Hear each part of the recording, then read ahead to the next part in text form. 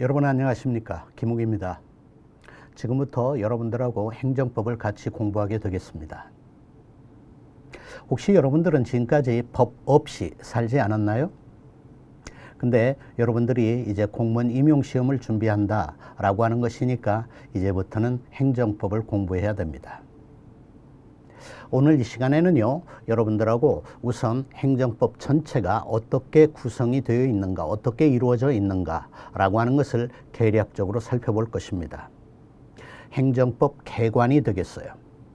그런데요, 우리가 이제 뒤에서 공부를 하게 되겠지만 행정법 중에서도 특히 행정쟁송 요 부분과 관련된 개략적인 내용을 조금은 자세하게 같이 살펴보려고 합니다. 그래서요, 행정법 개관, 그 다음에 행정쟁송법 개관, 이게 여러분들하고 같이 이번 시간을 통해 가지고 다뤄보게 되는 내용이 됩니다. 자, 이 행정법 개관, 행정쟁송법 개관, 이거를 여러분들하고 살펴보기에 앞서서요, 우선 여러분들이 구입한 교재가 있죠. 교재, 에듀윌 기본서가 될 겁니다. 그 기본서의 구조가 어떻게 되어 있는가, 그 기본서의 구조부터 좀 간단히 보도록 하겠어요. 자, 기본서의 구조입니다. 이 행정법은요, 크게 총론 부분하고요, 그 다음에 강론 부분으로 이루어져 있습니다. 그래서 행정법 총론, 행정법 강론 이러는데, 행정법 총론은 흔히 1편부터 4편까지를 말하고요, 그 다음에 강론은 5편하고 6편을 말합니다. 물론 그 책에 따라서는요, 행정법 전체가 1편부터 6편까지가 아니라 1편부터 7편까지 되어 있다, 이런 경우도 있을 수 있습니다. 그런데 보통은 1편부터 6편까지 되어 있고요, 그 다음에 우리 에듀윌 기본서도 1편부터 6편까지 되어 있어요. 그럴 때 총론이 1편부터 4편까지다, 그런 얘기입니다. 자, 그리고 이 행정법을 행정법 총론하고 강론으로 나눌 수가 있는데, 그 시험에 따라 가지고 그 총론만 시험 범위로 되느냐 아니면 강론까지가 시험 범위로 되느냐, 이게 좀 차이가 있어요. 9급, 7급, 그 다음에 국회 8급 군무원, 여기에 있어서 총론은 다 공통적으로 들어갑니다. 그러니까요, 이 강론이 있죠. 강론은요 7급하고 국회 8급, 그 다음에 군무원 7급, 여기에만 시험 범위에 포함이 됩니다. 그러니까요, 공무원 임용시험이다 라고 할 것 같으면 총론 부분은 다 들어간다는 얘기예요. 그런데 강론은 7급, 그 다음에 국회직 8급, 여기만 들어가게 됩니다. 자, 이럴 때 지금 행정법 총론이 1편부터 4편까지라고 그랬는데요, 이 통상 보면은 교재가요, 이 총론 부분을 다룬 1편부터 4편까지가 두 권으로 되어 있어요. 상하 이렇게 두 권으로 되어 있습니다. 지금으로부터 한 10여 년 전, 한 2, 3년 전까지만 하더라도요, 행정법 총론이 한 권으로 되어 있었고, 그 다음에 그 총론을 이루는 페이지 수가요, 한 700페이지다, 이 정도까지밖에 안 됐어요. 그런데 여러분들에게는 불행하게도 지금은 행정법 총론 부분에서 다루게 되는 내용이 굉장히 늘어났어요. 그래가지고요, 한 권만으로는 다 할 수가 없다. 그래가지고 통상 이렇게 두 권으로 총론을 나누어서 이렇게 편제를 합니다. 그래가지고 1편, 2편, 3편, 4편 이렇게 돼 있어요. 자, 이렇게 되어 있는데 이제 이 총론하고 강론 이렇게 되어 있을 때요, 과연 시험에서 어느 정도나 어떤 파트에서 문제가 출제가 되느냐, 이걸 간단히 살펴보면은요, 이 편별 1편, 2편, 3편, 4편, 5편, 6편 이렇게 편별로 여러분들하고 살펴보는 게 아니라 순수한 이론에 관한 문제냐, 그 다음에 법령에 관한 문제냐, 그 다음에 판례에 관한 문제냐, 요걸 기준으로 해서 볼 때 순수 이론에 관한 문제는 약 2문제, 법령의 규정을 묻는 문제도 약 2문제, 그 다음에 나머지가 판례의 내용을 묻는 문제가 됩니다. 여기서 순수 이론이다 라고 했는데요, 순수 이론이라고 하는 얘기는 그야말로 이론적인 측면에서 학자들이 얘기하는 내용, 이게 순수 이론적인 문제가 되게 됩니다. 그 다음에 이 법령의 규정 그랬는데요. 법령의 규정이다라고 할 것 같으면 가령 A라고 하는 법률이 있다, B라고 하는 법률이 있다. 이럴 때 A라고 하는 법률 가령 10조, 뭐 B라고 하는 법률 20조 이런 얘기입니다. 그 10조하고 20조에서 어떻게 규정을 해놓고 있느냐. 그게 바로 법령의 규정과 관련된 내용이 되게 돼요. 그 다음에 판례라고 하는 것인데요. 판례는 글자 그대로는 판결을 한 예 이걸 말합니다. 판결을 한 예 이런 얘기예요. 세상에서 수없이 많은 사건이 발생을 하죠. 그럴 때 그 수없이 많이 발생한 사건과 관련해 가지고요 이제 소송이 제기가 되었다. 그럴 때 그 제기된 소송 사건에 대해서 법원이 이제 심사를 해 가지고요 그 심사를 하는 걸 심리를 한다라고 그럽니다. 법원이 심사를 해 가지고 심리를 해 가지고요 이제 판단을 하게 될 거예요. 그럴 때 그 법원이 내린 판단을 우리가 판결이라고 하는 단어로 표현을 합니다. 그럴 때 그 가령 A 사건 또는 B 사건, C 사건이 있을 때 A 사건, B 사건, C 사건에 대해서 법원이 판결을 내린 예 이런 얘기예요. 이게 판례입니다. 그런데 여러분들이 이제 기본서를 이미 가지고 있으니까 이미 그 안의 내용을 보게 되면은요 판례가 굉장히 많이 수록이 되어 있죠. 그럴 때 그 수록이 되어 있는 판례의 내용 이걸 묻는 문제가 20문제 또는 25문제 중에 대부분을 차지하게 됩니다. 그래서 두 문제 나머지가 판례의 문제다 이렇게 되게 돼요. 물론요 이 순수 이론에 관한 또는 법령의 규정에 관한 또는 판례에 관한 내용을 묻는 문제가 1편에서 출제될 수도 있고 2편, 3편, 4편에서 출제될 수도 있고 5편, 6편에서 출제가 될 수도 있다 그런 얘기입니다. 그리고 앞에서 얘기했다시피 강론은 이제 구급하고는 관련이 없습니다. 하여튼 이렇게 이제 기본서가 구성이 되어 있다 그런 얘기예요. 이게 이제 기본서의 구조고 그 다음에요 여러분들하고 나하고 행정법을 공부를 하게 되는데 그때의 그 컬입니다. 앞으로 여러분들하고 이 행정법 강의를 어떤 과정으로 진행을 하게 될 거냐면요. 이 행정법 개관, 행정쟁송법 개관 이게 바로 오늘 여러분들하고 시작하는 파트가 된다라고 그랬죠. 그거를 8시간에 걸쳐 가지고 살펴볼 겁니다. 그런데요.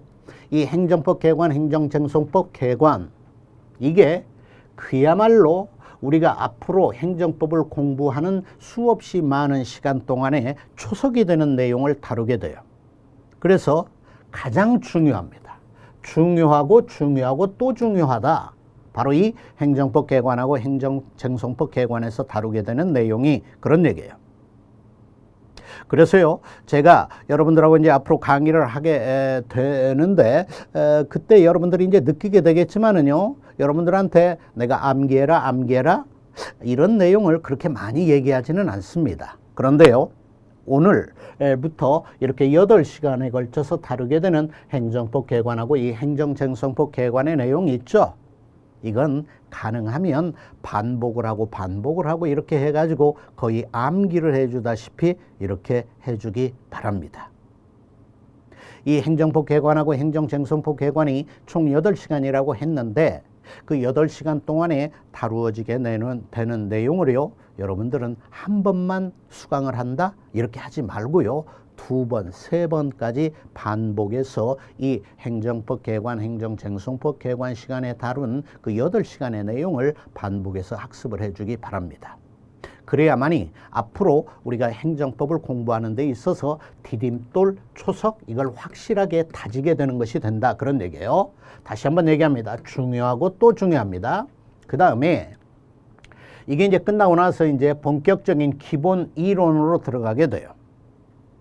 그래서 행정법 전체를 공부함에 있어서 기본이 되는 이론, 이거에 관한 내용을 이제 공부를 하게 됩니다. 이 행정법 기본 이론을 공부를 할 때 여러분들이 구입을 한 그 에듀윌 기본 교재 이거를 사용을 해서 여러분들하고 강의를 하게 될 겁니다. 아까 위에서 얘기한 행정법 개관하고 행정쟁송법 개관 있죠? 이거는요 프린트 내용, 여러분들 이 프린트 내용을 다운로드 받아야 됩니다. 업로드 돼 있어요. 이 내용을 그 교환을 다운로드 받아 가지고 요거는 진행을 하게 되거든요. 그런데 이제 여기서부터는 이제 기본 교재를 가지고 진행을 하게 되고 그 다음에 다음에 보충 자료로 교환이 일부 제공이 되게 될 겁니다. 하여튼 그렇게 이제 기본 이론으로 총 64시간이 배정이 되어 있어요. 이렇게 여기서 64시간이다 이렇게 얘기를 하는 것은 이건 예정된 시간입니다. 때로는 길어질 수도 있고 때로는 64시간보다 짧아질 수도 있겠어요.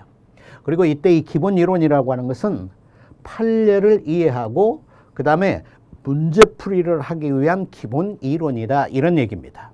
그러니까 우리가 공부를 하는 목적은 어디에 있죠? 우리는 학자가 되기 위해서 공부를 하고 있는 건 아니죠. 우리는 시험장에 가기 위해 가지고 공부를 합니다. 우리의 공부는 수험을 위한 거예요. 시험을 위한 겁니다. 그래서요, 그때 시험이 바로 이제 문제잖아요. 그래서 문제풀이를 제대로 하기 위한 기본 이론이다. 이런 얘기가 되게 돼요. 그리고요, 아까 앞에서도 얘기를 했지만 이 문제의 대부분이 판례에서 출제가 된다라고 그랬죠.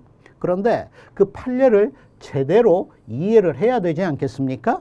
그럴 때 그 판례를 이해하기 위한 기본이 되는 토대를 구축하는 게 바로 이 기본 이론 64시간 동안에 여러분들하고 같이 학습하게 되는 내용이 된다. 그런 얘기예요. 그 다음에 이제 심화로 들어갑니다. 심화로 들어가요. 이 기본 이론을, 기본이 되는 이론을 학습을 했지 않습니까? 그러고 나서 이제 심화로 들어가는데요. 심화에서 다루게 되는 주된 내용은 판례가 됩니다.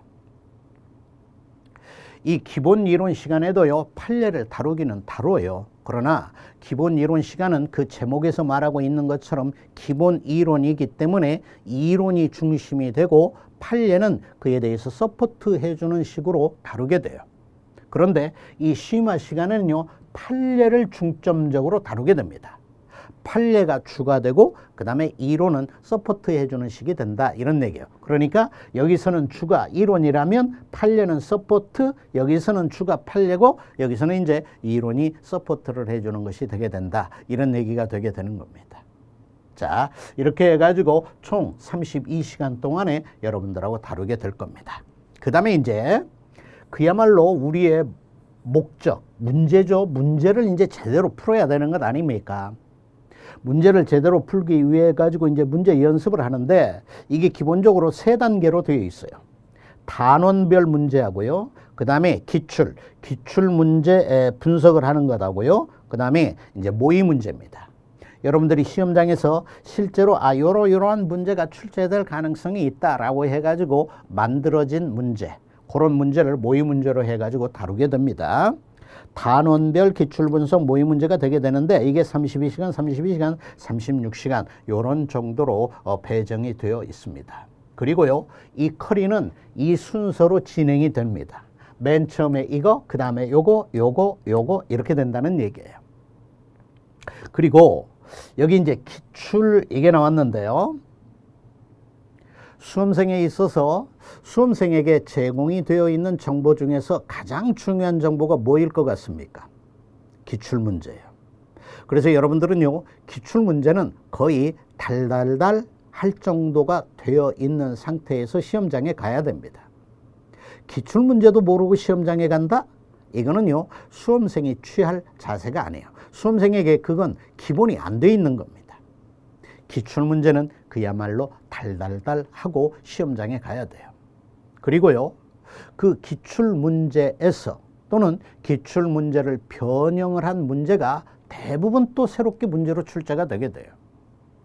그래서 기출문제를 여러분들이 완벽하게 이해를 했다, 완벽하게 달달달하고 있다, 이런 상태에서 시험장에 가게 되지 않습니까? 그러면은요, 모르긴 몰라도 80%의 정도 문제는 그대로 맞출 수 있게 됩니다. 80%, 85%의 문제는 그대로 맞출 수 있게 돼요. 그러니까 80점, 85점은 맞게 된다 이런 얘기예요. 그런데 행정법에서 80점, 85점만 맞아가지고 시험에서 합격할 수 있느냐? 그건 아닙니다. 시험에서 합격을 하려면은요, 행정법에서는 최소한 90점은 맞아줘야 돼요. 90점, 95점을 맞아줘야 안정적인 합격권에 이르게 됩니다. 그 얘기는 기출문제만 해가지고는 합격권에 안정적으로 다다를 수 없다. 그런 얘기가 되게 돼요. 안정적으로 합격권에 다다르려면 기출문제는 반드시 달달달 할 정도로 해 주어야 되고 거기에 플러스 알파로서 새로운 판례도 공부를 해주고 또 이론과 관련해서 중요한 부분, 아까 앞에서 얘기했던 법령의 조문과 관련해서 수험생에게 중요한 부분 이런 것들까지를 같이 해줘야 된다, 그런 얘기입니다. 됐어요? 하여튼 이렇게 해가지고 우리의 커리가 진행이 되게 될 겁니다. 이런 과정을 여러분들하고 쭉 진행을 하게 될 거예요. 그 다음에 이제 수험생들이 이런 질문을 많이 합니다. 행정법 공부를 하려면 어떻게 하면 잘합니까? 이런 질문을 많이 해요. 행정법의 공부 방법 뭐 이런 걸 여러분들이 많이 질문을 하는데요. 그런 말이 있죠. 뭐 공부에는 뭐 왕도가 없다, 뭐 이런 말이 있잖아요. 그죠? 그렇습니다. 어떻게 하면은 공부를 잘한다라고 하는 특별한 어떤 노하우가 있는 건 아니에요. 그렇지만 최소한 수험생이라면 이렇게는 해줘야 됩니다. 그걸 내가 여러분들한테 학습 방법 이렇게 해가지고 여기 쭉 이렇게 한번 정리를 해봤어요. 우선 기본적인 틀과 관련된 거예요. 기본 이론이 행정법 공부의 초석이 된다 그랬어요.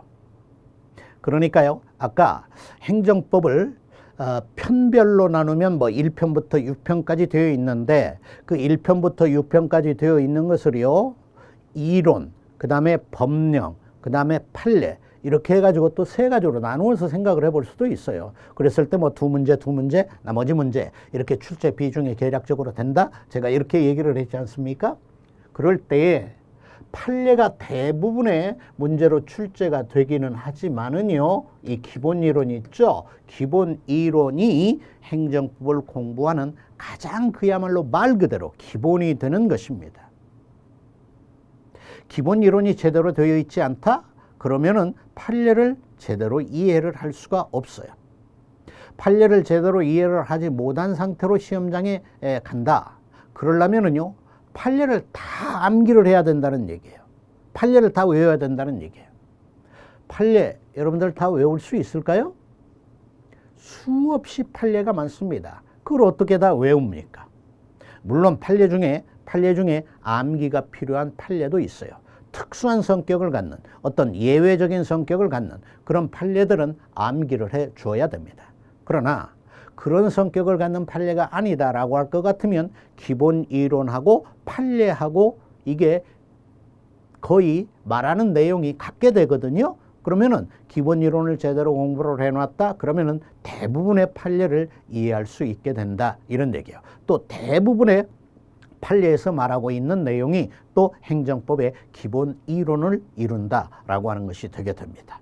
자, 그래서요, 이 기본 이론이 초석이다라고 하는 점 유념하면서 기본 이론을 잘 학습을 해주고요. 그 다음에 취소 소송 중심으로 학습을 하자, 그런 얘기예요. 취소 소송 중심으로.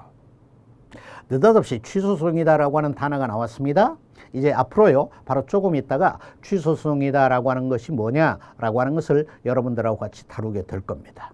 그런데 소송이란 말을 우리가 많이 들어봤잖아요. 그죠? 소송을 제기한다 그러면 뭐 법원에다가 뭐 소장을 접수시켜 가지고 뭐 소송을 제기한다, 이렇게 되게 되잖아요. 그죠? 그럴 때 그 소송 중에 여러 가지가 있는데 소송 중에 취소를 하는 소송이 있어요. 취소를 하는 소송. 이 취소를 하는 소송, 이게 취소 소송입니다. 이거 앞으로 아주 맨날 얘기를 하게 됩니다. 그럴 때 이 취소를 하는 소송이 취소소송인데 뭐를 취소하는 소송이냐? 처분을 취소하는 소송이에요. 자, 우리 지금 처분이라고 하는 단어가 나왔고요. 그 다음에 취소라고 하는 단어가 나왔습니다. 이 처분이라고 하는 게 뭘 말하느냐, 취소라고 하는 게 뭘 말하느냐, 이것도 바로 조금 있다가 보다 더 구체적으로 얘기를 하게 될 겁니다. 그런데 여기 취소이라고 하는 단어가 나왔으니까 일단 취소는 뭐라고요? 처분을 취소하는 소송이다, 이렇게 알아놓자, 그런 얘기예요. 처분이 뭔지 모르지만은요, 취소가 뭔지도 모르지만은요, 취소 소송이라고 하는 건 처분을 취소하는 소송이다, 이렇게 알아놓고, 그 다음에 저 취소송을 누가 제기를 하냐면은요, 여러분과 나 같은 자가 제기를 합니다. 여러분과 나 같은 자가 취소송을 제기를 하는데, 여러분과 나 같은 자를 우리가 이제 뭉뚱그려 가지고 표현을 할 때 그걸 국민이다, 이렇게 하면 돼요. 이렇게 하면 됩니다. 그래서 국민이 취소 소송을 제기를 합니다. 그럴 때 이 소송에 아까 여러 가지가 뭐 있다라고 그랬죠? 그럴 때 그 취소송이 소송 중에서 가장 중요한 놈이에요. 취소송이 소송의 왕입니다. 왕이야. 소송에 여러 가지가 있는데 그 중에서 이 왕이 취소입니다. 그래서 취소 중심으로 학습을 해주고요. 그 다음에 취소 소송의 소송 요건 중심으로 또 학습을 해주자, 그런 얘기예요. 소송 요건이라고 하는 말도 지금 새로 나왔네요. 이럴 때 소송 요건이 뭔지도 뒤에서 따로 얘기를 합니다. 그러면은 간단히 일단 소송 요건이라고 하는 것은 소송을 할 때 뭐 갖추어야 되는 요건이다. 이게 글자 그대로의 뜻입니다. 그죠? 소송 요건, 소송이 갖추어야 되는 요건, 이런 뜻이에요. 그 소송이 갖춰야 되는 요건에 우리가 이제 뒤에서 공부를 하게 되겠지만 원고적격이다, 피고적격이다, 뭐 대상적격이다, 협의의 소액이다, 이런 등등의 여러 가지가 있어요. 그럴 때 그 소송 요건 중심으로 학습을 해주자라고 하는 얘기입니다. 이게 기본적인 행정법을 공부하는 데 있어서 기본적인 틀이에요. 요게 돼 있어야 된다 그 말이에요. 그래서 기본 이론을 중심으로 일단 토대를 닦고요. 그 다음에 기본 이론을 중심으로 해가지고 토대를 닦는 데 있어서도 취소소송 중심으로 우리가 학습을 해주고, 그 다음에 취소송 중에서도 특히 소송 요건을 중심으로 해가지고 학습을 해주면 좋다, 그런 얘기입니다. 이렇게 학습을 해주고요. 그 다음에 이제 개념과 관련된 것인데, 개념. 우리가 행정법을 공부를 하다 보면은요, 생소한 용어들이 많이 나와요. 그래서 이제 수험생들이 흔히 이런 얘기를 합니다. 내가 행정법 시간에 강의 듣는데 사우디아라비아 말로 강의 듣는 것 같다. 이런 얘기를 수험생들이 종종 합니다. 그 얘기는 그만큼 행정법에서 사용하는 용어가 생소하다는 얘기예요. 분명히 지금 코리안 랭귀지로 지금 행정법 선생님은 강의를 하고 있는데 내 귀에는 저게 한국말로 안 들리고 사우디아라비아 말로 들린다는 얘기예요. 그만큼 용어가 생소하다는 얘기입니다. 바로 이 생소한 용어 때문에 행정법을 처음 공부하는 수험생들이 정말로 힘들어합니다. 그런데요, 이 생소한 용어, 생소한 개념과 관련해 가지고 기본서에 그 개념은 뭐다라고 하는 게 그 개념에 관한 내용이 이렇게 실려 있거든요. 그럴 때 그걸 암기한다? 그거는 아닙니다. 암기를 해가지고 기본서의 개념을, 기본서에서 사용되고 있는 용어를 파악을 한다? 그거는 초등학교 때, 중학교 때의 학습 방법이에요. 그렇게 공부를 하는 게 아니고, 기본서의 개념을 암기를 하는 게 아니고요, 이해를 해줘야 되는데요. 이해를 할 때 키워드 중심으로 이해를 해줘야 합니다. 키워드 중심으로 이해를 해주면 된다 이 말이에요. 가령 코끼리라고 하는 개념이 있을 때 그대로 코끼리를 똑같이 그린다? 그거는 기본서의 개념을 암기하는 거예요. 그런데 키워드 중심. 코끼리는 코가 길다. 그 다음에 다리가 4개다. 그 다음에 하루에 배출하는 변이 뭐 몇 킬로그램이다. 이런 식으로 그게 코끼리의 개념을 특징 지어주는 어떤 키워드가 될 거 아닙니까? 그럼 그 키워드 중심으로 이해를 해주면 되는 거예요. 키워드 중심으로 이해를 해가지고 그 개념과 관련한 이미지를 형성을 하면 되는 겁니다. 개념을 암기를 한다? 바보 같은 방법입니다. 이거는 회피를 하십시오. 기본서에서 개념에 관한 정의가 이렇게 수록이 되어 있는데 그걸 암기를 한다? 그러면 시험에서 여러분들 점수가 잘 나올 것 같습니까? 천만의 말씀이에요. 기본서에서 사용하는 개념을 묻는 문제는 거의 출제가 안 돼요. 그건 출제가 안 됩니다. 그래서 키워드 중심으로 이해를 해가지고 이미지를 형성을 해놔야 된다 이 말이에요. 어떤 A라고 하는 개념이 있을 때 그거는 요거다 이렇게 또렷하게 이렇게 하지 말고 이거를 전체적으로 이미지, 요런 게 그거다라고 하는 전체적인 이미지를 형성하면 된다는 겁니다. 그 다음 기본서에서 사용하고 있는 생소한 용어, 단어 뭐 이런 것에 대해서 의미를 파악할 때요, 맨 처음에 여러분들이 해줘야 되는 게 일단 그 의미를 파악을 해야 돼요. 국어적으로 일단 의미를 파악을 해야 된다 그 말이에요. 아까 위에서 뭐 취소 소송이다라고 하는 말이 나왔고요. 그 다음에 취소 소송은 뭐 취소를 하는 소송이다. 뭐 이렇게 우리가 얘기를 했지 않습니까? 그럴 때 취소라고 하는 단어, 취소라고 하는 단어, 여러분들 맨날 사용하지 않나요? 그렇죠? 그럴 때 그 여러분들이 맨날 사용을 하는 그 취소라고 하는 단어의 국어적인 의미를 일단 알아놔야 됩니다. 그러면 국어적인 의미가 뭡니까? 취소에? 뭐죠? 뭐 있는 걸 없애버리는 걸 취소라고 하잖아요. 그렇죠? 그렇습니다. 취소라고 하는 단어의 가장 첫걸음이 되는 그 의미 파악의 내용은요, 있는 걸 없애는 거, 이게 취소예요. 있는 걸 없애는 겁니다. 그래서 아까 취소는 뭐라고 그랬죠?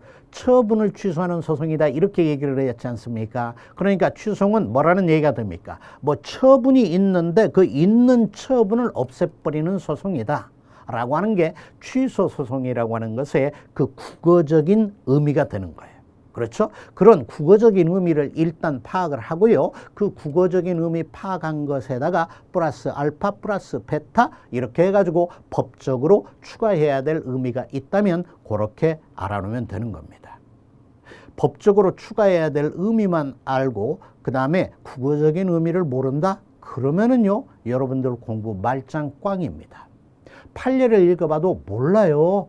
일단 그 판례에서 사용하는 용어가 생소한데 그 판례에서 사용하는 용어 이거를 국어적으로 일단 접근을 할 수 있어야 된다, 그런 얘기예요. 그래서요, 저도 앞으로 이제 행정법을 공부를 할 때 여러분들이 생소하게 느낄 수 있다라고 하는 단어와 관련해 가지고는 이거의 국어적인 의미가 뭐냐라고 하는 것부터 맨 처음에 여러분들에게 알려주게 될 겁니다. 그리고요, 또 생소한 단어의 대부분을 국어적인 의미로만 파악을 하면 거기서 끝나게 되는 경우가 또한 대부분이에요. 거기에 뭐 플러스 알파 베타 해가지고 법적인 의미를 추가해가지고 알아놔야 된다? 그렇게 되는 경우는 많지가 않습니다. 자, 하여튼 국어적인 의미를 일단 파악을 해 놔야 된다. 그 다음에 반대말을 활용을 해가지고 개념을, 용어의 의미를 파악을 하자라고 하는 얘기예요. 여러분, 어떤 단어가 있을 때요, 그 단어를 가장 손쉽게 정의를 하는 방법이 뭔지 압니까? 반대말을 사용하는 거예요. 반대말을 사용해 가지고 그 용어의 의미에 접근하는 겁니다. 남자가 뭡니까? 남자는 힘이 세다. 그 다음에 남자는 뭐 키가 크다. 남자는 수염이 난다. 남자는 뭐 생식기가 다르다, 여자하고는. 뭐 이렇게 남자의 특징을 하나하나 이렇게 해가지고 그걸 제시해가지고 남자의 개념을 제시를 해준다, 정의를 해준다. 물론 이렇게 할 수도 있어요. 근데 가장 손쉬운 방법은 뭐라고요? 반대말을 활용을 해가지고 그 개념에 접근하는 거야. 그렇다면 남자는 뭡니까? 여자가 아닌 거예요. 여자는 뭡니까? 남자가 아닌 거예요. 오케이? 이렇게 일단 개념에 접근을 해봐라, 그 말이에요. 됐죠? 우리가요, 뒤에서 이런 이제 뭐 행정소송 이런 말도 나오거든. 행정소송 이런 말이 나오는데, 그러면 행정소송이 뭐냐? 그럼 여러분들, 행정소송은 뭐 행정과 관련된 뭐 무슨 문제에 대해서 뭐 법원이 심리해가지고 뭐 판정하는 거다, 뭐 이렇게 개념적인 물론 할 수 있어요. 근데 그렇게 하지 말고 반대말을 생각을 해보라니까. 민사소송이 아닌 게 행정소송이다. 그러면은 민사소송은 뭐냐? 행정소송이 아닌 게 민사소송이다. 이렇게 일단 접근을 할 수 있게 됩니다. 특히요, 객관식 시험을 준비하지 않습니까? 객관식 시험에 있어서는요, 가령 뭐 A와 관련해 가지고 묻는 문제를 출제를 할 때 선지가 4개가 있다, 5개가 있다 라고 할 때에 거기 선지에서 제시하는 내용이 반대말을 알면은요, 대부분 그 선지에서 옳고 그름 이걸 평가할 수 있게 됩니다. 반대말을 활용을 해가지고 개념의, 용어의 의미 파악에 접근을 하고요. 그 다음에 맨 처음 국어적으로 일단 의미를 파악을 해놔야 된다, 그런 얘기예요. 암기를 하는 게 아닙니다. 키워드 중심으로 어때요? 전체적인 이미지를 형성을 하는 것입니다. 개념은. 그 다음에 이제 법령이에요. 법령. 우리가 이제 앞으로 공부하면 알겠지만은요, 행정과 관련된 사항을 정해놓고 있는 법령이 수도 없이 많아요. 헤아릴 수 없을 정도로 많습니다. 그러면은 가령 A라고 하는 법령이 있다. 그럴 때 A라고 하는 법령, 여기는 뭐가 있는 겁니까? 또 조가 있잖아요. 1조, 2조, 3조, 4조 이렇게 있잖아. 법령 자체가 수없이 많아요. 그런데 어떤 하나의 법령에서 담고 있는 법의 조문, 조문 수가 또 뭐 1조부터 50조까지 있다, 1조부터 뭐 100조까지 있다, 이렇게 되게 돼요. 그렇다면 행정관계 법령의 조문 수는 얼마만큼 많습니까? 저 하늘에 떠 있는 별의 숫자만큼 많다, 이런 식으로 얘기할 수 있을 만큼 되는 거예요. 어마어마하게 많습니다. 그런데 그 법령의 조문을 우리가 어떻게 다 압니까? 알 수 있는 방법이 없어요. 나도 모릅니다. 그거는 우리가 컴퓨터 앞에 가가지고 뭐 법제처 법령 사이트에 가가지고 거기서 검색을 해보면 되는 거예요.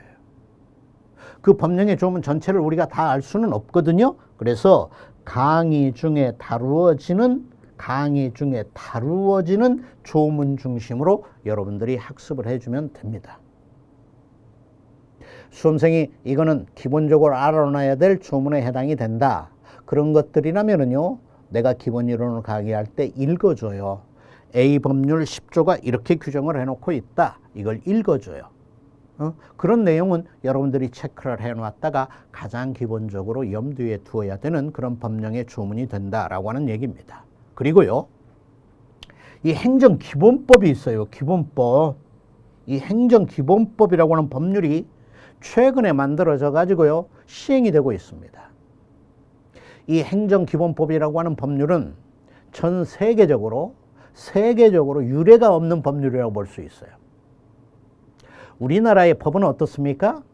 다른 나라로부터 대부분 이렇게 개수가 되었어요. 다른 나라에서 수입이 되었다고.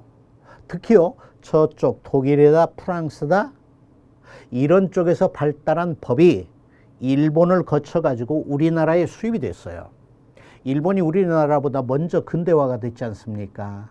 그래서 일본이 먼저 독일이나 프랑스의 법을 받아들였고요. 그 다음에 그게 또 우리나라로 들어왔다, 그런 얘기입니다. 그렇게 되는데요, 그런 프랑스나 독일 이런 데에도요, 우리나라에 있는 이 행정기본법과 같은 법률이 없어.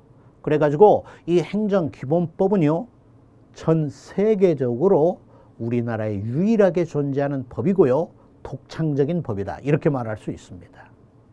그런 행정기본법이 최근에 만들어져 가지고 시행이 되고 있다는 얘기야. 그렇다면 이 행정기본법의 모든 규정입니다. 행정기본법의 모든 규정, 이게 1조부터 몇 조까지 있더라. 내가 이 몇 조까지 있는지 이 숫자를 제가 외우지를 못하고 있네요. 1조부터 한 40 몇 조까지인가 있어요. 40 몇 조까지가 있는데 그 모든 규정은 반복적으로 학습을 해줘야 된다, 이 말이에요. 그러니까요, 수없이 많은 행정관계 법령의 규정 중에서 강의 중에 다루어지는 조문, 요거 중심으로 학습을 하되, 다만 행정기본법의 모든 규정 1조부터 마지막까지의 규정은 잘 반복적으로 학습을 해주자, 그 말이에요. 그 다음에 복습입니다. 복습. 판례부터 먼저 볼까요? 판례예요. 판례에서 다뤄지는 사건은 동일한 사건은 단 하나도 없습니다. 그러니까 A 사건에 대한 판례, B 사건에 대한 판례, C 사건에 대한 판례, 이렇게 있는 거예요. 그 판례에서 다뤄진 사건은 동일한 사건이다라고 하는 건 단 하나도 없다라고 볼 수 있어요.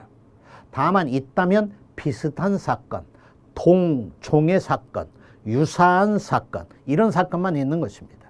그런 것이지 똑같은 사건은 단 하나도 없다, 이렇게 볼 수 있습니다. 이렇게 똑같은 사건은 단 하나도 없다라고 볼 수 있어요. 그래서 중심이 되는, 축이 되는 판례 중심으로 판례를 학습을 해주면 됩니다. 그러면 그 축이 되는 기축판례는 언제 다루어지느냐? 기본이론 시간에 다 다루어져요. 그러니까 아까 기본이론 시간에 기본이론이 주가 되지만 서포트로 판례를 다룬다고 그랬죠. 그럴 때 그 기본이론 시간에 다루게 되는 판례가 다 축이 되는, 가장 기본이 되는 판례들입니다. 이런 기축 판례 중심으로 이해를 하고요. 그 다음에 예외적 판례는 암기를 해주자. 요거는 아까 앞에서도 살짝 얘기를 했었습니다. 그래서요, 기본이론 시간에 다뤄지는 판례가 있는데 그런 판례는 그야말로 기본이 되는 판례들이니 그런 건 잘 이해를 해주면서 기본이론하고 접목시켜가지고 학습을 해주면 됩니다. 그 다음 복습이에요. 복습. 우리가 초등학교 다닐 때부터 뭐 유치원생 때는 어떻는지 모르겠습니다. 그런데 뭐 초등학교 다닐 때부터 맨날 선생님들이 하는 얘기가 뭐예요? 예습하라, 뭐 복습하라, 뭐 이런 얘기 했잖아요. 그죠? 아까 뭐 학습에 뭐 왕도는 없다, 공부에 왕도는 없다라고 그랬는데요. 실은 왕도가 있는데 그 왕도가 뭔지 압니까? 예습하고 복습이에요. 그런데 여기에 예습은 지금 없죠? 복습만 있거든요.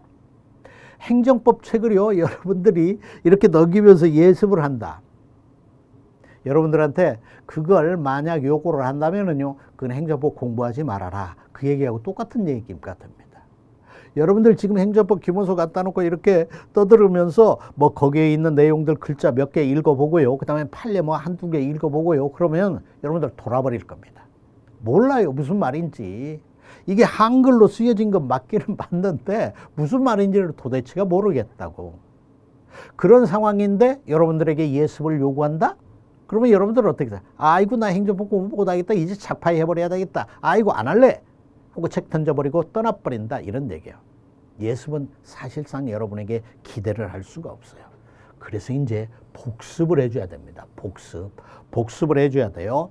이게 가장 중요해요. 복습이 가장 중요하고 이게 공부를 쉽게 하는 방법이야. 근데 공부를 쉽게 하는 복습을 하려면 그날 해야 돼요. 그날 복습은. 근데 여러분들 게으름 피우면 어떻게 합니까? 꼭 미루어 놓죠? 아, 그랬다가 이번 주 토요일하고 이번 주 일요일 날 몰아놨다 그날 한목에 복습을 해야지. 그렇습니다. 근데요, 미루어 두었다가 학습하는 것은 복습이 아니야. 그건 새롭게 학습을 하는 거예요. 내가 이런 기사를 읽은 적이 있습니다. 외부에서 정보가 우리 머리에 입력이 됐는데요. 그 입력이 된 정보, 그게 소실이 되는, 달아나기 시작하는 시점이 약 8시간 정도가 지난 시점이라고 합니다. 그러니까 8시간 정도가 지나게 되면 외부에서 우리 두뇌에 입력이 된 정보가 달아난다는 거예요. 그러니까 어떻게 돼요? 우리가 공부를 잘하면 외부에서 우리 머리에 입력이 된 정보, 행정보고 관련된 정보가 입력이 됐는데 그거를 8시간이 되기 전에 한 번 더 봐줘야 된다는 얘기예요. 그렇게 하면 여러분의 영구적인 지식으로 될 수 있다는 얘기입니다. 그래서 그날 해줘야 돼요. 미루어 놓고 있다가 하는 것은 복습이 아닙니다. 그건 새로운 공부일 뿐이에요. 자, 이렇게 해가지고 여러분들하고 이런 내용을 중심으로 해서 어떻게 공부를 하면 행정법 공부를 잘할 거냐, 그 내용을 여러분들하고 쭉 살펴보았습니다. 어때요? 제 얘기가 조금 공부 방법하고요. 그 다음에 또 행정법 전체의 구성 이거 관련해 가지고 약간 얘기가 좀 기는 듯한 느낌이 있네요. 그죠? 내가 간단히 하려고 그랬는데 어쩌다 보니까는요, 이 학습 방법, 그 다음에 이 뭐 커리 이런 것과 관련해서 조금 얘기가 길어졌습니다. 자, 이번 시간은요 여기까지 하고요. 그 다음에 본격적인 행정법 개관, 그 다음에 행정쟁송법 개관, 그거는 이제 다음 시간부터 하도록 하겠습니다. 조금 쉬도록 합니다. 좀 쉬겠습니다.